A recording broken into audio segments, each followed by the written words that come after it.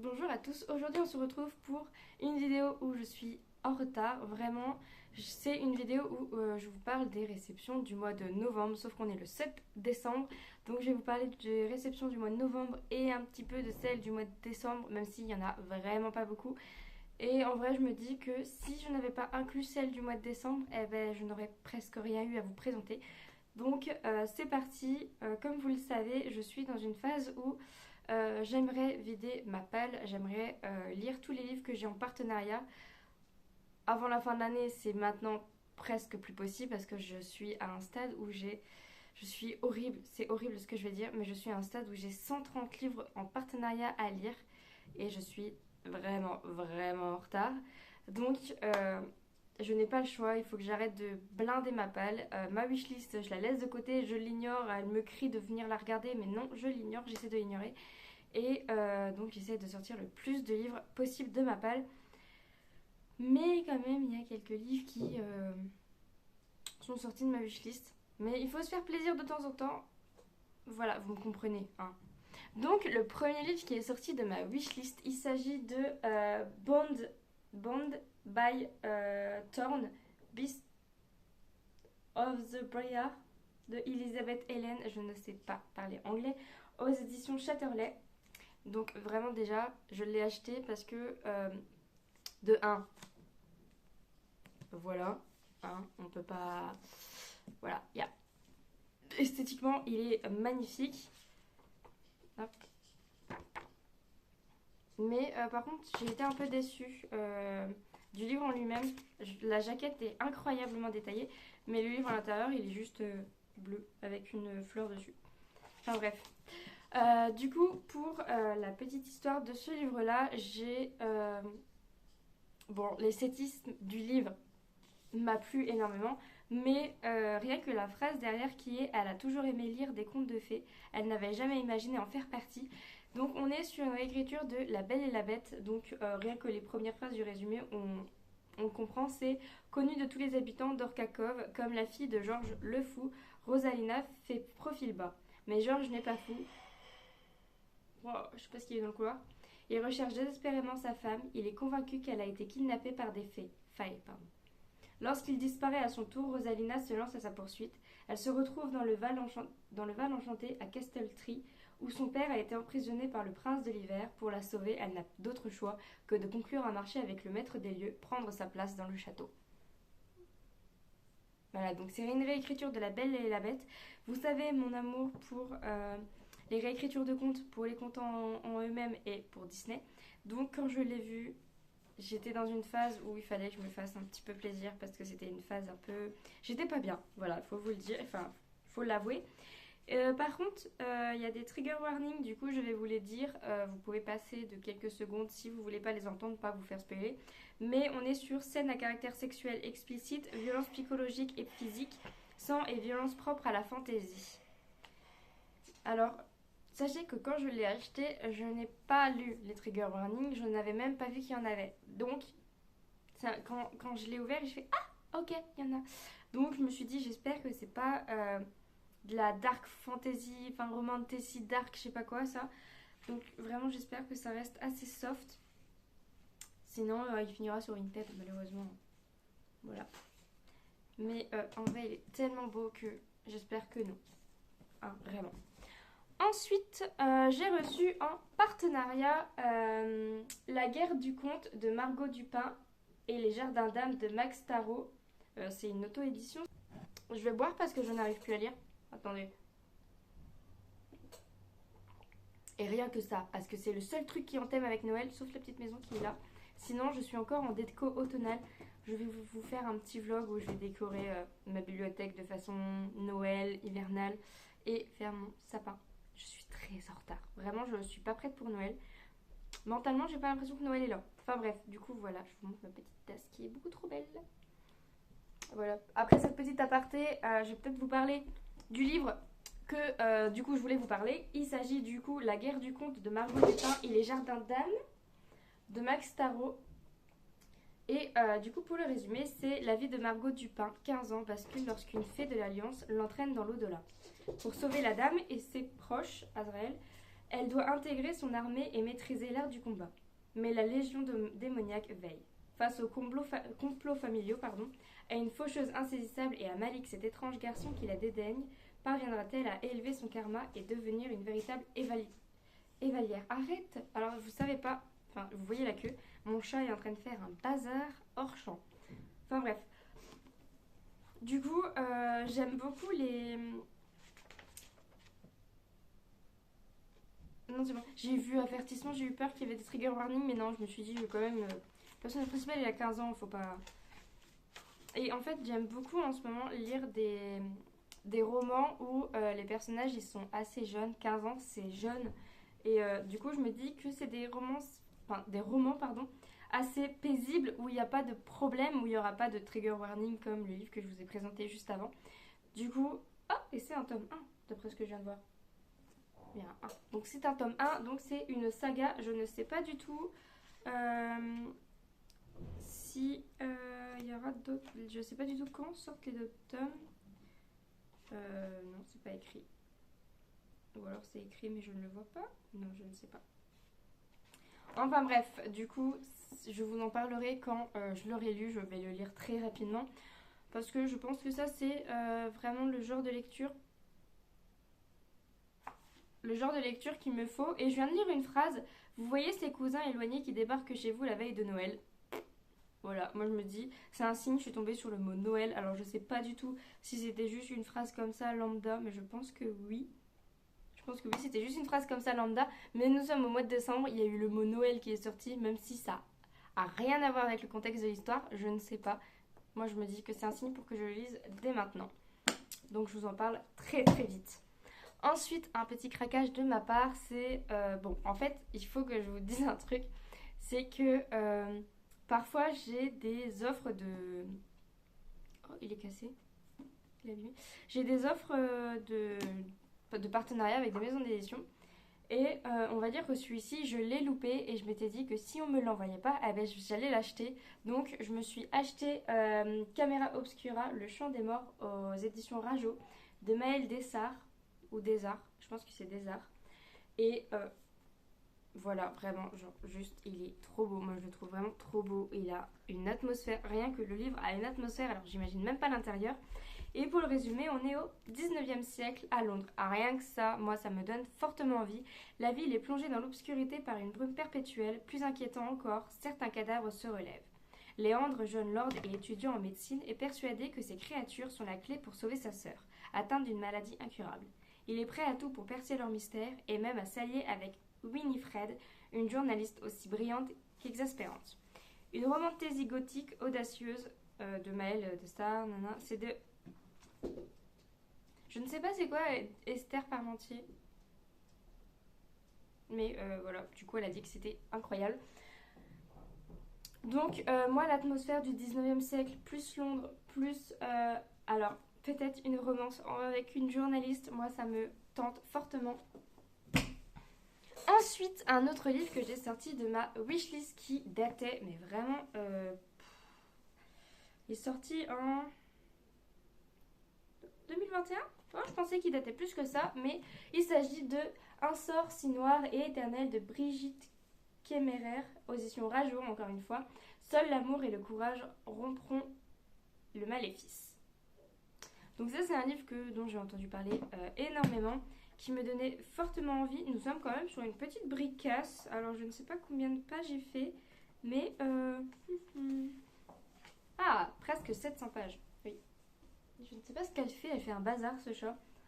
Pour le résumer, c'est un soir, à Washington, Harper est témoin d'une tentative d'enlèvement.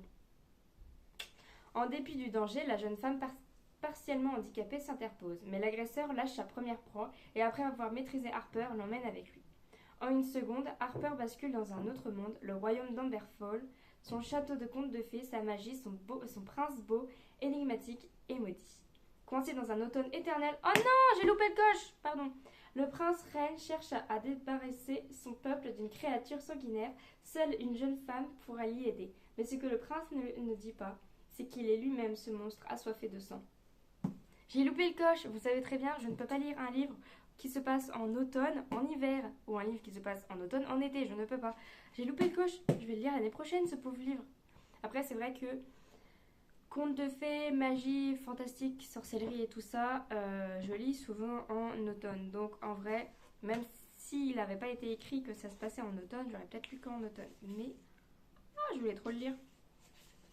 Une petite carte, trop belle. Ah, mais je suis trop triste. Je voulais trop le lire. Après, peut-être que après on est encore en automne. Je crois que l'hiver c'est au milieu du mois normalement. C'est pas dès le mois de décembre, même si l'atmosphère de Noël est dès le début de décembre. Je ne sais pas encore. On verra bien. Ensuite, vraiment, je vous sors des trucs qui étaient dans ma wishlist il y a longtemps. Il s'agit de Nil, l'intégralité donc de la saga Nil de Lynn Matson aux éditions. Alors, si c'est pas écrit, c'est souvent France Loisirs.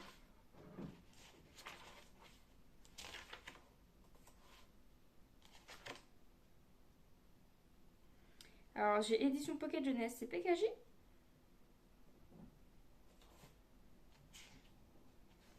Je ne savais pas, mais du coup, apparemment, c'est PKJ, je pense. Je sais pas. Je regarde derrière, mais je ne vois aucune maison d'édition, donc ça doit être ça doit être PKJ. Enfin bref, du coup, ce livre-là, je l'avais dans ma wishlist depuis. Depuis sa sortie, là, parce que tout le monde en a parlé à sa sortie. Mais c'était il y a longtemps sa sortie. Ouais, parce qu'il y a 2016. 2016, donc ça date vraiment. Donc vraiment, j'ai sorti un peu des trucs de ma wishlist qui étaient assez. Waouh, on est à 1500 pages. Donc, pour le résumer, c'est Charlie se réveille sur une île somptueuse qui ne figure sur aucune carte. Elle y survit tant bien que mal avant de rencontrer Tad, le leader du clan des humains présents sur Nil. Il lui apprend la vérité glaçante. Pour quitter cet enfer paradisiaque, il faut trouver une des portes qui apparaissent au hasard sur l'île. Il n'y en a qu'une par jour. Une seule personne peut l'emprunter. Pire encore, les adolescents n'ont qu'un an pour s'échapper, sinon c'est la mort. Le compte à rebours a déjà commencé. Alors ça, c'est ma lecture pour cet été. Je veux rien entendre, ça sera ma lecture pour cet été. Par contre, le vache, j'ai corné les pages, j'ai mal rangé. Mais ça sera ma lecture de cet été. Cette grosse pavasse, je me la fais cet été. Je vais poser par terre parce que je crois que la chaise ne va pas tenir avec lui. Et du coup, mes derniers achats papier, du coup, parce que après je vous parle de mes e-books, les livres e-books que j'ai reçus ce mois-ci et le mois dernier, du coup. Alors, on va dire que j'ai fait un énorme craquage. Alors, je n'ai pas lu le tome 1, mais j'ai... Ah, problème de batterie. Mais j'ai acheté la saga complète, la trilogie plus complète plutôt. Donc, voilà pour mon gros craquage du mois dernier. Il s'agit de La couleur du mensonge, livre 1 de chez Lumen, écrit par Erin Betty, je ne sais pas. Je vous montre le tome 1, donc la couleur des mensonges. Le livre 2, Le parfum de la trahison. Ils sont vraiment trop beaux. Et le livre 3, Le goût du danger, je crois, oui. Le goût du danger. Il est vraiment, mais ils sont vraiment trop beaux ces livres. Ça me donnait trop envie. C'est Muffin and Book, je crois que c'est comme ça, qui en a parlé sur sa chaîne. Et devinez qui a couru pour aller se les procurer après? C'est moi. Du coup, pour le résumer, c'est faites tomber les masques sans jamais abaisser le vôtre. À deux Mora, ce sont les entremetteuses qui font et défont les unions, façonnant le paysage amoureux et politique du royaume. Et c'est à la capitale, lors du Concordium, que se nouent tous les 5 ans les mariages les plus prestigieux.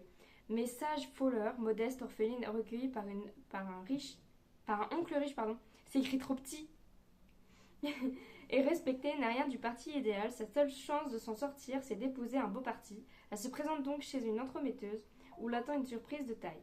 Car si elle échoue lamentablement, la faute à sa légendaire indiscipline et à sa langue trop acérée, la marieuse amusée par son franc-parler et son sens aigu de l'observation lui propose en revanche de devenir apprentie. Sa mission, espionner les candidats au mariage en partance pour la Concordium. C'est accompagné... Bon, bref, du coup, on est sur une espionne sur un jeu de mariage et tout ça, donc franchement, Je ne sais pas comment vous faire un résumé de tout ça, parce que je vous ai lu juste le petit pavasse qui est là, parce que je vais pas tout vous lire. Mais si vous êtes intéressé par ces livres-là, je vous mets les liens en barre d'infos, comme ça vous allez pouvoir lire les résumés.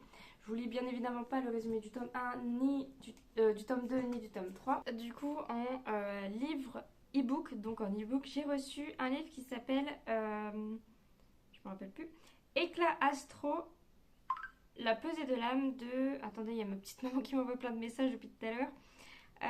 De Johan Seko et du coup moi je vais lire le dernier tome sans avoir lu les autres tomes, donc je vais vous dire si on peut comprendre l'histoire sans avoir lu les tomes précédents. Et du coup l'auteur m'a fait un résumé du tome 1 qui donc l'histoire commence avec une attaque massive de la Terre, monde 005, par les Dractoran, une race extraterrestre hostile. Pour se défendre, les Terriens construisent un vaisseau spatial ultra moderne en utilisant des technologies obtenues de races extraterrestres alliées. À ce stade de l'histoire, on connaît peu de choses sur les autres civilisations ou sur les 12 mondes. Alors, je sais pas si, n'ayant pas lu le tome 1, je ne sais pas si ça c'est spoilant, mais du coup, on est sur une histoire qui allie donc notre monde à nous avec un monde extraterrestre, avec des personnes extraterrestres et une technologie bien plus performante que la nôtre. Alors j'adore la science-fiction et donc les technologies avancées et tout ça qu'on peut retrouver dedans, mais j'avoue ne pas en lire beaucoup parce que je trouve que des fois ça va dans un extrême où je suis juste en mode j'ai pas... Voilà. Mais là, pour une fois, l'histoire m'a donné envie. Et alors par contre, je ne sais pas si en ayant lu le dernier tome, je pourrais relire le tome 1, 2, 1 et 2. Alors je ne sais plus si c'est il y a deux tomes avant ou si... je me rappelle plus combien il y a de tomes avant. Enfin bref, je ne sais pas si je pourrais lire les autres tomes précédents en connaissant la fin du dernier tome. Donc ça, je demanderai à l'auteur. Mais c'est un thème d'histoire qui m'a donné envie. L'auteur m'en a beaucoup parlé et donc il m'en a donné beaucoup envie. Donc, je ne sais pas quoi vous dire d'autre pour résumer parce que vraiment c'est un dernier tome. Donc, si je vous en fais un résumé de le résumé qui se trouve derrière le livre, ça va vous spoiler les autres tomes si vous voulez les lire. Donc, pour l'instant, je vous conseille de le lire dans l'ordre, de lire le tome 1, mais en fonction de ce que moi, de mon plaisir de lecture, de mon expérience de lecture. Ensuite, je vous parlerai peut-être autrement de cette histoire, on verra bien. Ensuite, j'ai reçu un autre livre et ça, vraiment, il me donne fortement envie et je le commence d'ailleurs dès ce soir. Il s'agit de Proie de Davi Artero. Alors, je ne sais pas si c'est Davy ou Davi Artero. Je suis désolée si j'ai écorché le nom.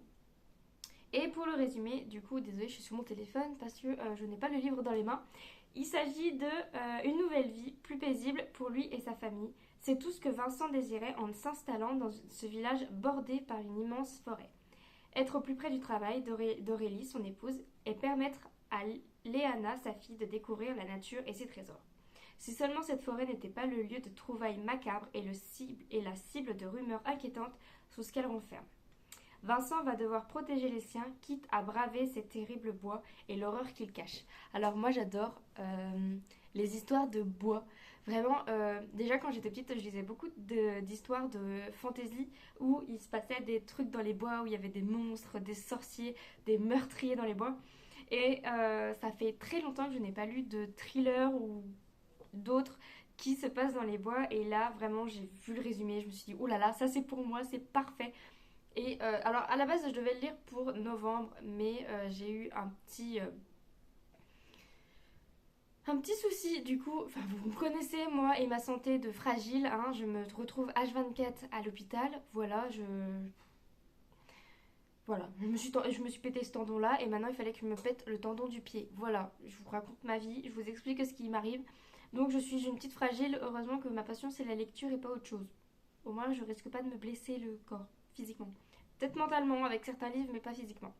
Enfin bref, du coup, je n'ai pas pu le lire en temps et en heure comme je voulais le faire, mais ce soir, il sera... Bon, il sera pas lu ce soir parce que je ne me rappelle pas le nombre de pages qu'il a, mais on va pas lire un livre en une soirée, sauf si vraiment il est un livre coup de cœur. Mais je pense pas que mon copain il sera de cet avis-là. Mais vraiment, l'atmosphère a l'air incroyable. J'aimerais bien savoir ce que regorge cette forêt. Est-ce que c'est un humain psychopathe? Est-ce que c'est quelque chose d'inexplicable? Est-ce que... Enfin voilà, je j'ai très hâte de le lire. Ensuite, nous arrivons sur une petite lecture assez noëlesque, la seule et unique que j'ai reçue, je crois, oui, c'est la seule et unique que j'ai reçue cette année. Il s'agit de Ava Sauve Noël de Lynn Fox, donc je crois que c'est une auto-édition, oui. Et du coup, pour le résumer, c'est Ava est une vétérinaire indépendante au cœur endurci par les aléas de la vie. Alors déjà, pour être vétérinaire, il faut avoir un cœur énorme, un cœur tendre et aussi un cœur très dur, pardon. Parce que j'ai travaillé à Jardiland, j'ai tenu un mois. J'ai vraiment tenu un mois tellement ça m'a... Les petits animaux, on s'y attache, on les soigne, on prend soin d'eux, on les nourrit, on lave leur cage. Et un jour, tu arrives et là, bah, soit ils sont partis, parce qu'ils ont réussi à trouver une famille et ça c'est merveilleux, soit ils sont décédés.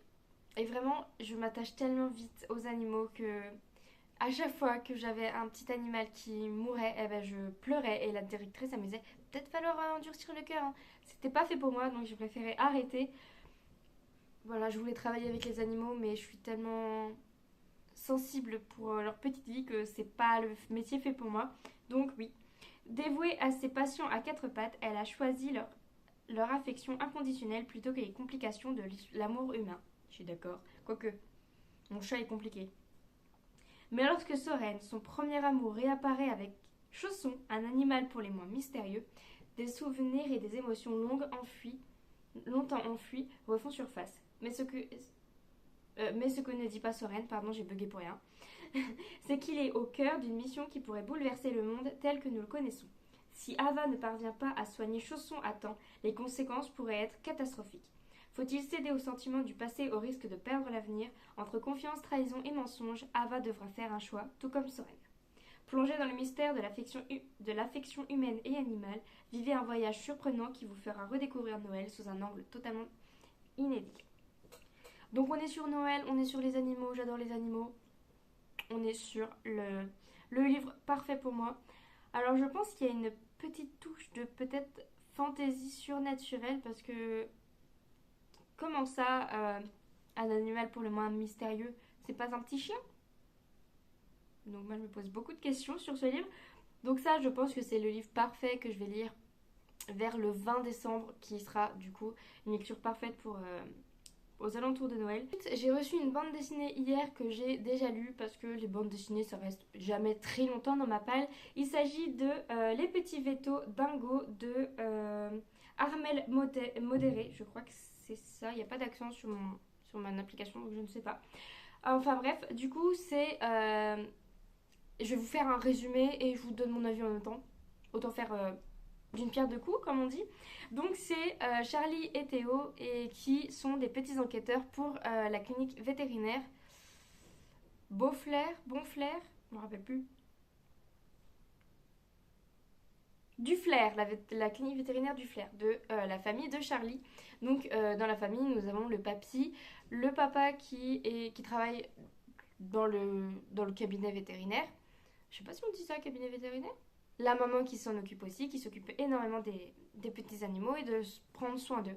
Et en fait, un jour, ils reçoivent un appel comme quoi il y a des grenouilles d'une couleur étrange qui se promènent dans Paris, qui sont dans une maison. Et à Paris, des grenouilles d'une couleur étrange, ça les inquiète un peu. Ils se disent, oula, si elles sont venimeuses et tout ça. Donc, Charlie et Théo, des tout petits enquêteurs très jeunes, des enfants, vont enquêter et ils vont découvrir que c'est des petites grenouilles qui n'ont jamais été découvertes, qui ne portent pas de nom. Et de là va s'ensuivre une petite enquête pour savoir d'où elles viennent, qui les a apportées à Paris, pourquoi elles sont à Paris. Et donc là, il y a plein d'aventures, plein de mystères qui vont être révélés. Ça se lit très très vite, c'est même pas 130 pages, je crois. Vraiment, je crois même que 130 pages, je dis que c'est beaucoup. C'est plus que ce que c'est vraiment, je ne me rappelle plus du nombre de pages, c'est pas indiqué. Information additionnelle 96 pages. Ah oui, j'étais vraiment loin du nombre de pages réelles. Voilà, du coup, c'est une petite histoire toute mignonne qu'on peut lire avec les enfants. C'est mignon, on apprend à prendre soin. Oui, on apprend à prendre soin des animaux parce que du coup, ils essaient de chercher comment adapté la pièce, le terrarium, pour que les petites grenouilles survivent, puisqu'elles ne sont absolument pas dans leur élément naturel.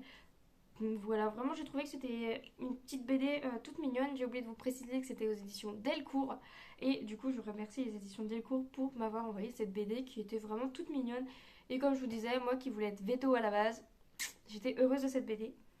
Ensuite, j'ai reçu une autre BD qui s'appelle Robespierre, le Sphinx mélancolique de Macchio Simone Gabrielli et Alessandro Polelli, aux éditions Delcourt, encore une fois. Et du coup, là, je vais vous lire le résumé parce que je ne l'ai pas encore lu, je l'ai reçu ce matin. Il s'agit de récits historiques et intimistes de la vie de Robespierre, le plus controversé des révolutionnaires, de sa jeunesse d'avocat à son combat pour la République, de l'instauration de la terreur jusqu'à son exécution. 1791, Robespierre, dit l'incorruptible, est député au sein de la première assemblée constituante. Depuis la tribune, il harangue ses confrères pour les convaincre d'abolir la peine de mort. Et pourtant, 2 ans plus tard, il leur intimera de voter l'exécution de Louis XVI. Comment le jeune avocat d'Arras, défenseur d'une justice sociale, peut-il participer à instaurer la terreur? Et donc tout ce qui est fait historique et tout ça, j'adore. Et donc je pense que cette BD-là fera pas long feu. Pendant que mon repas sera en train de cuire, je pense que je me ferai un plaisir de la découvrir. Et ah oui, et j'ai encore 3 livres à vous parler. Donc le premier, il s'agit de Dans la cuisine du diable de Fabio M. Micheli aux éditions... C'est quelle maison d'édition déjà? Addictif, diabolique, inoubliable. Oui, je suis d'accord, mais... L'oiseau noir, pardon, je ne connaissais pas. Je ne connaissais pas cette maison d'édition-là. On est sur un père tueur en série cannibale et une mère derrière les barreaux. Voilà à quoi ressemble le patrimoine génétique de Myriana, pardon. Pour moi, ces 3 petites phrases-là me donnent envie. Alors que la ville de Paris devient le terrain de jeu d'un tueur qui sème des cadavres de jeunes filles, Myriana Berisha Lorenz essaye tant bien que mal de donner tort à tous ceux qui voient en elle une bombe à retardement, un monstre en devenir. Fraîchement formée en criminologie, la jeune lieutenante Nadia Nakache est débarquée à la brigade criminelle du Bastion. Avec son supérieur, le capitaine Adam Cassandre, ils vont se lancer aux trousses de ce terrifiant serial killer et croiser sur leur route Lina, la mère de Myriana, une femme qui a côtoyé de près le mal en personne. Sera-t-elle une porte d'entrée dans la psyché du tueur ou amènera-t-elle les enquêteurs tout droit dans un piège? Et vous, qui allez entrer dans la tête de ces individus marqués par le sceau du diable, croyez-vous que l'on puisse hériter du goût de la chair et du sang? Et si le mal était inscrit dans notre ADN? Voilà, moi je dis, ça va être un coup de cœur. Alors, je ne sais pas si ça a à voir, hein, mais en ce moment, je me fais la série Lucifer et toutes les histoires qui potentiellement mettent en scène des aspects diaboliques, le mal incarné et tout ça, eh ben, ça me donne beaucoup envie. Du coup, j'ai très envie de lire beaucoup de thrillers, de crimes, des livres d'enquête tout simplement. Donc, je pense qu'il va bientôt se lire. Ensuite, un autre livre, c'est Les Adelphides aux éditions Actes Sud Jeunesse et Thierry Magnier de Alice Dosier. La couverture, elle est trop belle, je trouve. Et pour le résumé, nous sommes sur une malédiction, la quête périlleuse d'un élixir. Une fratrie unie, des forces obscures pour leur barrer le chemin, tous les ingrédients d'une prenante saga fantasy sont ici réunis. Myosotis, Saïcha et Riméan, pardon pour les prénoms, je ne sais pas si c'est bon les prononciations, simple enfant de meunier, participe pour la première fois aux Adelphides, cette tradition annuelle, la plus importante du royaume de Terdil, permet aux volontaires de prouver leur bravoure et de rendre service à la communauté. Mais les habitués des hautes lignées voient d'un mauvais œil l'arrivée de cette famille venue des campagnes. Les péripéties s'enchaînent pour nos trois héros. Si je dis 0 à la place de héros, ça va pas le faire. Ah, j'ai même pas le nombre de pages. Bon. Et du coup, le dernier livre dont je devais vous parler, parce que là, oui, ça y est, c'est fini. J'avais dit que j'avais pas reçu beaucoup de livres, mais maintenant que j'y pense, il y en avait un peu pareil quand même. Ensuite, c'est L'Arc de la Destinée de Avalon Marie Elwood. La couverture. la couverture est pépite. La couverture est incroyable. Cassandre a emménagé à Phoenix avec ses parents. Après le dévoilement des surnaturels qui a mis la France à feu et à sang, poussant les habitants à se cacher et à fuir, après 2 années de guerre, l'étudiante se réjouit de vivre sa première rentrée universitaire à Phoenix. Une paix fragile s'étant installée entre les humains et les potentiels, mais rien ne va se passer comme prévu. Certaines révélations la concernant vont semer le trouble dans la famille de Cassandre et pousser ses meilleurs amis à se détourner d'elle. Embarquée malgré elle dans un monde inconnu, la jeune fille qui vit avec sa sœur Akoris dans un même corps va découvrir la vérité sur ses origines. Pourra-t-elle échapper à son destin? Entre vampires, elfes, anges, démons et loups-garous, l'arc de la destinée nous entraîne dans un monde fascinant, peuplé d'êtres fantastiques qui se battent pour régner sur le monde.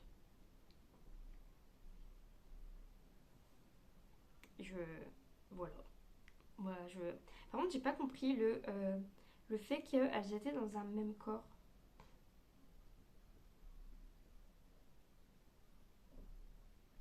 Bref, on ne sait pas. Je vous dirai ça quand je l'aurai lu. Donc, normalement, là, je vous ai présenté tous les livres dont je devais vous parler. Normalement. Non, j'en ai oublié aucun. Normalement, là, c'est bon. Je sais pas combien j'en ai, mais en fait, j'en avais une petite tripotée à vous parler. Je pensais que j'en avais moins que ça. Du coup, n'hésitez pas à me dire en commentaire si vous avez lu les livres dont je vous ai présentés, votre avis, si vous les avez aimés, pas aimés, pourquoi. Et surtout, si vous avez envie de les acheter et si vous en avez découvert aujourd'hui, je vous fais des gros bisous. N'hésitez pas à liker, commenter et à vous abonner.